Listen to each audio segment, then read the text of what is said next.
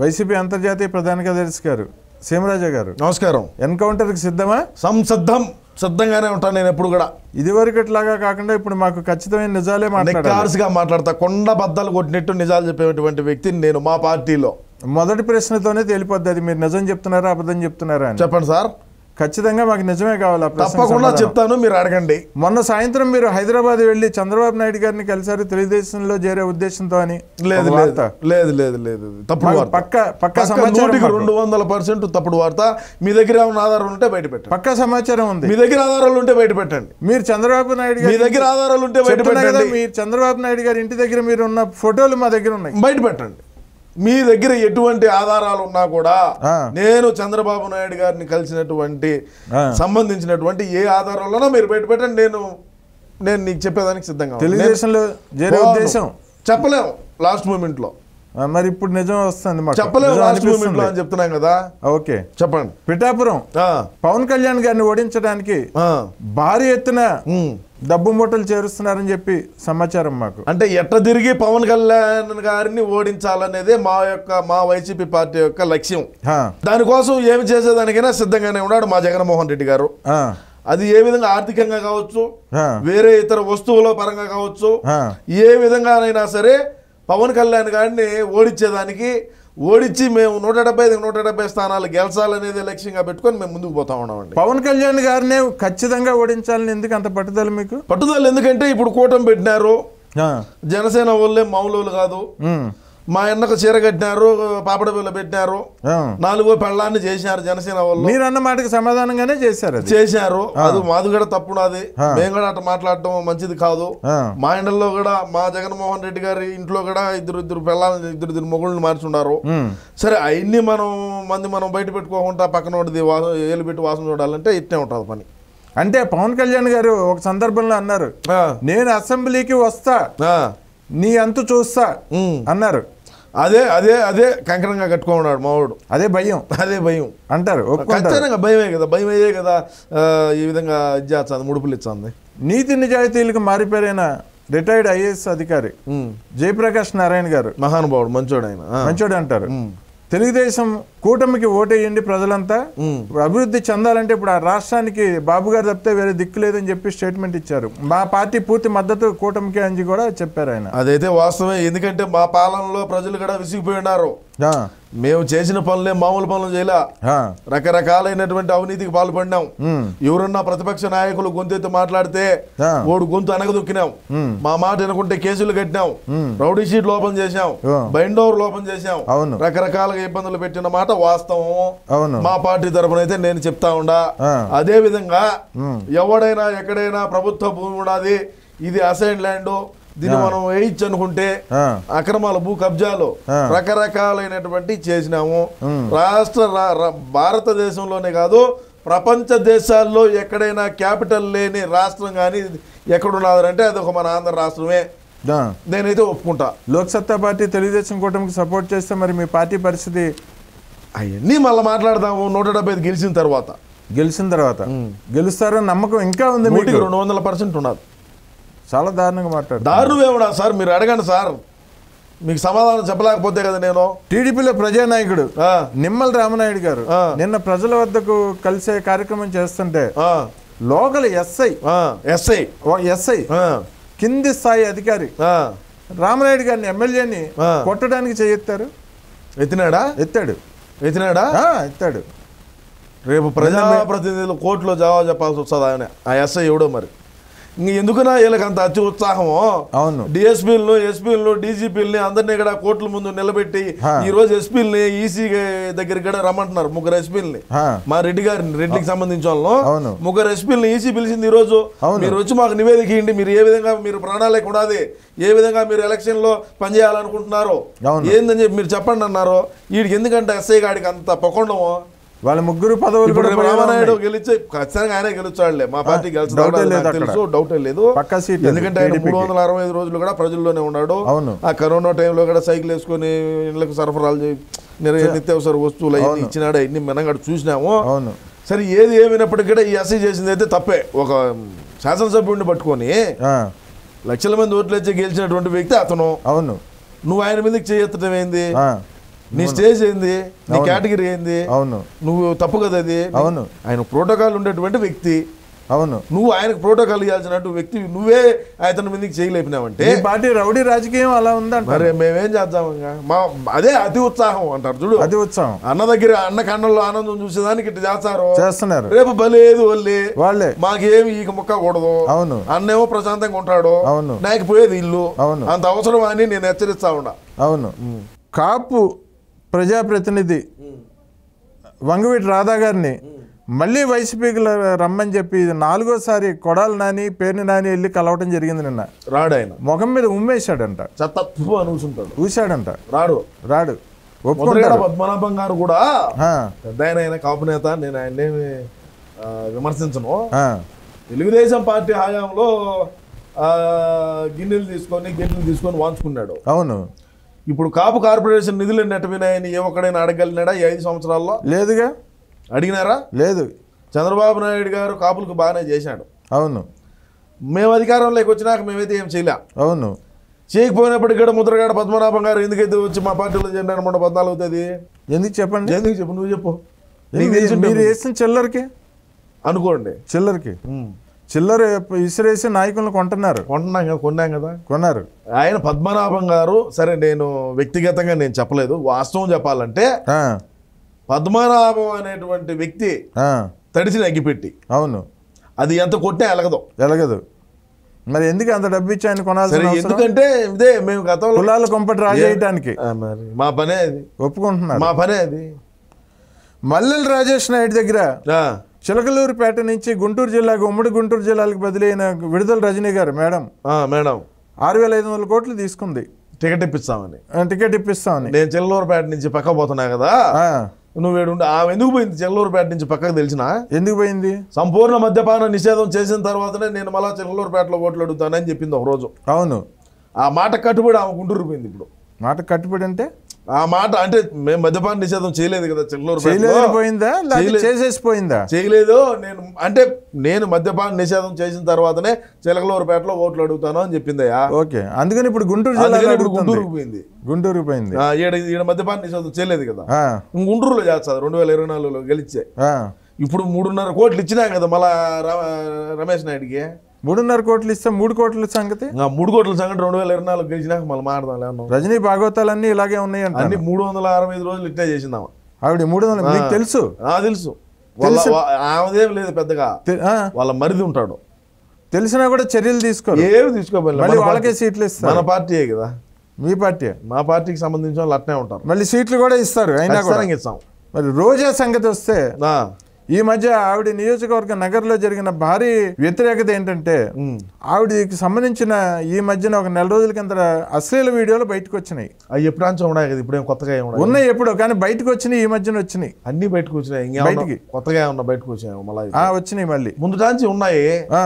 మళ్ళీ తెలుగుదేశం వాళ్ళు, జనసేన వాళ్ళు మా దగ్గర ఉన్నాయి ఏదో ఆరా కూర పెడతా ఉన్నాయి. అవన్నీ ఇప్పుడు బయట పెట్టేశారు. బయట పెట్టినారా పూర్తిగా? అశ్లీల వీడియోల్లో ఉన్న రోజాకి సీట్ ఎలాగ ఇస్తారని మీ వాళ్ళే అడుగుతున్నారు. తీవ్రమైన వ్యతిరేకత మా వాళ్ళు అడుగుతున్నారంటే ఆడ 2 అంశాలు చూసుకోవాలయ్యా మీరు. నగిరిలో రోజా గారికి పూర్తిగా వ్యతిరేకత అయితే ఉన్నది. ఆడ గౌడాస్ ఒక ఆమె ఉండదు, శాంతి గారు అని. ఆమె మొన్న ఈ మధ్య నగిరిలో మా అన్న మీటింగ్ కూడా పెట్టాడు, బహిరంగ సభ. ఆ పెట్టినప్పుడు ఇద్దరిని చేతుల్లో చేసి ఇట్లా కలిపినాడు. శాంతి గారు అయితే ఇట్లా పెరుక్కొమ్మింది. అవును, ఆ మొహం కూడా చూడాల. అవును, రోజా మొహం కూడా చూడాల. అవును, రోజా శాసనసభ్యురాలిగా ఎన్నికయ్యేదానికి మొట్టమొదటి కీలక పాత్ర ఎవరిదంటే శాంతి గారిది. అవునా? ఆమె జబర్దస్త్ షోలు, ఆ షోలు ఈ షోల్లో పోయి డాన్సులు వేసుకుంటా ఉంటే మనం రోజా గారిని గెలిపియాలా, మన నగిరికి గాలేరు నగిరి ప్రాజెక్టు పూర్తి చేసి బ్రహ్మాండంగా మన నగిరి ప్రజలందరూ కూడా, మన నగిరి నియోజకవర్గ ప్రజలందరూ ప్రశాంతంగా ఉంటారు. ఓకే, అందులో వడవాలపేటలో కూడా చాలా బాగుంటారు. మనం ఖచ్చితంగా రోజాని గెలిపించుకోవాలని ఆహర్నిశలు పనిచేసిన మాట వాస్తవము. ఓకే, శాంతి గారు అయిన తరువాత ఏమో పడలా అంటే ఎవడైనా కూడా సింహాసనం మీద కూర్చుంటే ఇంక కింద ఏం కనపడదు. అవును, అర్థం కాదు. రోజాకి అసలు కనపడదు. రోజాకి అసలే కన్ను ముందు కనపడలా. అప్పుడు కనపడినప్పటికి కూడా ఏమో ఆడికి చాలాసార్లు పోయి కలిసి మాట్లాడి మీరు చేసే తప్పు ఈ తీరు తప్పు అని చెప్పే ప్రయత్నం కూడా చేసినారు. మనం వినం కదా, అంటే మళ్ళీ అవును నేను విన్నా కదా వినరు రోజా కేడంతది ఏందో. అవును మళ్ళీ రెండోది ఏమైందంటే ఇప్పుడు అన్న ఏమి చూసినాడో, ఆమె కళ్ళల్లో ఏమి చూసినాడో, మరి ఆమెలో ఉండేటువంటి ఆమెలో ఉండే విషయ పరిజ్ఞానాన్ని ఏమి గుర్తించినాడో, గుర్తించి అయితే పర్యాటక శాఖ మంత్రిగా ఇచ్చినాడు. అవును, పర్యాటక శాఖ మంత్రిగా ఇచ్చిన మరుసటి రోజే దుబాయ్కి పోయి పర్యటన చేసి వచ్చింది. దుబాయ్కి పోయింది, ఆస్ట్రేలియాకి పోయింది, శ్రీలంకకు పోయింది, పర్యటన చేసి వచ్చింది. సరే ఏమో పర్యాటక శాఖ అనుకుంటే ఏమో పర్యటన చేద్దాం అనుకుంటుందో ఎట్నో మరి అయితే నాకు తెలియదు. వచ్చిన తర్వాత వచ్చి ఈ మధ్య అంతా 3-4 నెలల నుంచి భారీ వ్యతిరేకత అయితే వచ్చింది. మురళీ గారు అని ఉంటారు, ఆయన పబ్లిక్ గానే స్టేట్మెంట్ ఇచ్చినాడు, నగరిలో ఆర్కే రోజాకు టికెట్ ఇచ్చితే పక్కా ఓడిచ్చాము అవును అని చెప్పైతే చెప్పినారు. మేము కూడా అధిష్టానం దృష్టికి తీసుకెళ్ళినాము, రోజా గారికి మీరు టికెట్ ఇద్దు, అవును టికెట్ ఇచ్చితే మన వాడు ఓడిపోతాము, అవును అందులోనూ ఇప్పుడు మనం కన్నా రోజాకు టికెట్ ఇచ్చితే గాలి ముద్దుకేశ్వర నాయుడు కొడుకు భానుప్రకాష్ నాయుడు గెలుస్తాడు ఒప్పుకుంటారు. వెళ్ళిపోయారు. మా పార్టీలో ఉండేటువంటి యువతంతా అందరూ భానుప్రకాష్ నాయుడు కాడికి పోయారు, ముద్దుకృష్ణ నాయుడు కొడుకు కాడికి పోయి రోజాకి ఎప్పుడైతే టికెట్ ఇచ్చినామని అనౌన్స్ చేసామో మరుసటి రోజు పోయినారు. ఇంత జరిగిన సీట్ అనౌన్స్ చేశారంటే రంకు భాగవతాలను కూడా సమర్థిస్తున్నారు కదా అంటే మా పార్టీలో ఉండే వాళ్ళండి, మేము ఎట్లా సమర్థిస్తామో లేదని చెప్తాం. అంతర్జాతీయ ప్రధాన ఉన్నా కూడా లేదని చెప్తాం, మేము ఎట్లా చెప్తాము కూడా ఆయనే. అది కాదు, నోటు గురించి సీట్ ఇవ్వకుండా చేయగలగాలి కదా. మేము సీట్ ఇవ్వకంటే అంటే మేము చెప్పేది మేము చెప్పినాము, మరి ఆయన ఇష్టం, అది బాస్ ఇష్టం, మేమేం చేస్తాము. అయితే మీరు రంకు భాగవతాలను సమర్థిస్తున్నట్లే అనుకో అంతే, ఇంకేం చేస్తాం. చాలా దారుణమైన మాటలు మాట్లాడుతున్నారు, సమాధానాలు మాట్లాడితే అట్టే ఉంటది. వాస్తవాలు కాదు, అరాచకాలను సమర్థించుకుంటున్నారు. వాస్తవాలు మాట్లాడితే అట్టే ఉంటది అని చెప్తున్నాను. సరే, ప్రకాశం జిల్లా కొణిబేడు, ముర్లపాడు ఐరన్ ఓర్ నిక్షేపాలు ఉన్న ప్రాంతాలు, అక్కడ దాదాపు లక్షల కోట్ల ఖరీదు చేసి ఐరన్ ఓర్ ఉంది. జిందాల్ కంపెనీకి ఎలాగైనా సరే కట్టబెట్టాలని ప్రభుత్వ వాటా 9%, 91% ప్రైవేట్కి జిందాల్కి ఇవ్వటం కోసం జిందాల్తోనే 2 బిడ్డింగ్లు వేయించారు. ఇంకా ఎవరి చేత బిడ్డింగ్ వేయించకుండా జిందాలే వేరు పేర్లతో 2 బిడ్డింగ్లు వేయించి వాళ్ళకి కట్టబెట్టేశారు. 9% ప్రభుత్వ వాటాతో పూర్తి భయంకరమైన 9,000 కోట్ల దోపిడీకి పాల్పడ్డాడు మీ అన్న. నువ్వు ఇప్పుడు అది ఒకటే చెప్తున్నావు మైనింగ్ గురించి. మంగంపేట అని ఉంటుంది, ఉమ్మడి కడప జిల్లా, ఇప్పుడు అన్నమయ్య జిల్లాకు మార్చారు. ఆ మంగంపేటలో మైనింగ్ ఏ విధంగా జరుగుతుంది, అది దేశాలకి ఎక్స్పోర్ట్ చేస్తారు ఆ నుంచి. అవును, దాన్ని ఏ విధంగా లూటీ చేశామో నీకు అది ఒకటి చెప్తావు. ఓయమ్మ మైనింగ్ గురించి నువ్వు చెప్పక్కర్లేదులే మా పార్టీ వాళ్ళు. ఇది 3 రోజుల కింద జరిగింది. 3 రోజుల కింద జరుగుతుంది. 4.5 సంవత్సరం నుంచి మా అన్న ముఖ్యమంత్రి అయిన రోజు నుంచి ఇక్కడ జరుగుతుంది. అయిన నీకేం తెలుసు, బొక్క తెలుసా? నువ్వు ఈ రోజు బయటకు వచ్చింది కాబట్టి నువ్వు చెప్తున్నావు, బయటకు రానట్టు ఇన్నున్నాయి. అసలు ఏమాత్రం సిగ్గు శరం లేకుండా వాస్తవం మాడితే సిగ్గు శరం దోపిడీని ఎంత విచ్చలవిడిగా చేస్తున్నారు. వాస్తవాలు మాట్లాడితే ఇప్పుడు నీకు ఇది నాకేం కాదు, మీరు ఇవన్నీ కెమెరా నుంచి అవును వాస్తవాలు జరిగినట్టే చెప్పు. కోట్ల మంది ప్రజానీకం దగ్గర చేరుతుంది. అవును వాస్తవాలు జరిగినట్టు మీకు ఓట్లు వేయరు, ఇంకా 175కి 175 గెలుచాం. చూద్దాం అది కూడా చెప్పాను కదా మీకు. కిందసారి మనం మాట్లాడుకున్నాం, మీకు 15 సీట్లు వచ్చిన తర్వాత తప్పకుండా మాట్లాడదాం.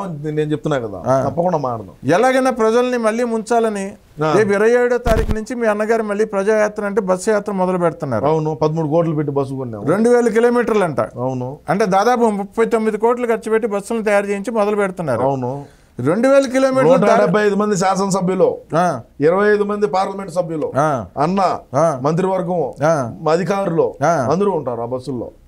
మాత్రం బుల్లెట్ ప్రూఫ్ డబ్బు మూటలు తీసుకెళ్తాగా బస్సులు. డబ్బు అంటే ఏం మాట్లాడతావు నువ్వు? మరి ఎందుకు బస్సు డబ్బులు అందరినీ తొడుకోమని 175 మంది శాసనసభ్యుల్ని ప్రతి నియోజకవర్గం ప్రతి జిల్లాకు 175 మంది వెళ్తారు. 175 మంది వచ్చారు. 175 మంది శాసనసభ్యులు వచ్చారు, 25 మంది పార్లమెంట్ సభ్యులు వచ్చారు. అందరికి బస్సులు కావద్దా? ఇవన్నీ చూస్తుంటే మీకు 15 కాదు 3 సీట్లు కూడా వచ్చాడు. వచ్చినప్పుడు మళ్ళీ మాట్లాడదాం. అంటే 2000 కిలోమీటర్లు తిరిగితే 2000 కిలోమీటర్లు చెట్లు నరికేస్తారు. నరికేయటమే నరికేస్తారు చెప్పుకుంటున్నారు, నరికేస్తారు. వారిని పాసుకోవాలి. హెలికాప్టర్ లో పోతా ఉంటే కింద చెట్లు నరికిన ఘనత మాది. నువ్వేందు మళ్ళా మాడతావు? చాలా దారుణమే. ఏం దారుణం? కనీసం మీకు అంతర్జాతీయ ప్రధాన కార్యదర్శిగా మీకు బాధ అనిపించట్లే చెట్లు నరకటానికి? బాధ అనిపించినాడు. ఏం చేయాలా? తీసుకున్నటువంటి నిర్ణయం అటాడిది. తీసుకున్న నిర్ణయం అటాడిది. నన్ను పోయి నిర్ణయం నన్ను ఆపమంటావా? మూటిగా చెప్పడం నేర్చుకున్నారు ఇలాగా. అవును, వారిని పాసుకోవాలి. నేను నిజాలు మాడుతావు, నువ్వు మళ్ళా మాడతావు. బారిగేట్లు, పరదాలు, బస్సులు, ఈ ఖర్చు అంతా ఎవరిది? ఖర్చు అంతా ఎవరిది? 9,000 కోట్లు వచ్చింది అన్నావు కదా, అదే ఖర్చు పెడతాము. ఇందుకోసం మీరు చేసేది? అందుకే ఇంకెందుకని 3 రోజులప్పుడు వచ్చింది నువ్వే అన్నావు కదా. అంటే 3 రోజులప్పుడు 9,000 కోట్లు వచ్చింది. 9,000 కోట్లు వచ్చింది. అవును, సరిపోతుంది. అది ప్రజల సొమ్ము కదా. ప్రజల్లోకే కదా మేము పోతుంది. మేమేం మా ఇంటికి పోలేదు కదా.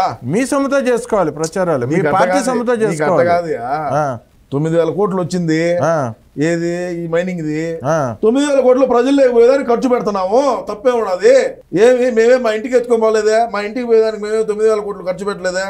మీరు చాలా అరాచకంగా మాట్లాడుతూ నేర్చుకున్నారే. అరాచకం ఏంది? అరాచకం అంటారు ఏంది? మీ మాటలు అలాగే ఉన్నాయి. జగన్ కి ఓటేస్తే మన గొంతు మనం కోసుకున్నట్లే దస్తగిరి అంటున్నాడు. ఓడేలేదన్నా ఓటు 2014 ఓడేలేదు, 2019 ఓడేలేదన్నా. అందుకనే చెప్తున్నాడు ఇప్పుడు వేయొద్దని. మరి ఓడేందో ఒకసారి వేసినాడు, మళ్ళీ మీకు వేయడిక. వాడు కూడా ఎమ్మెల్యే అభ్యర్థిగా పోటీ చేస్తున్నట్టుగా చేస్తున్నాడు. చేయనీలే. మీ అన్న మీద, మళ్ళీ ఎవరి మీద కాదు. చేయనీలే అంటే చేయని సార్, నేనే ఉంటున్నాను. వేరే అర్థం వినిపిస్తుంది. నేనే ఉండలేదండి. చేయనండి అన్నా. చేయనండి ఆడ అంతా చూస్తా ఉన్నట్టు ఉంది. నేను అట్లా అనలేదు, చేయనండి అన్నాను. కూటమికి ఓటేస్తే పథకాలు కట్టు. వాలంటీర్లు సిగ్గు లేకుండా మాట్లాడుతున్నారు. నిన్న 30 మందిని డిస్మిస్ చేశారు. 52 మంది మళ్ళీ నిన్న రాత్రికే 30 మంది పొద్దున్నేకి 52 మంది అయినారా?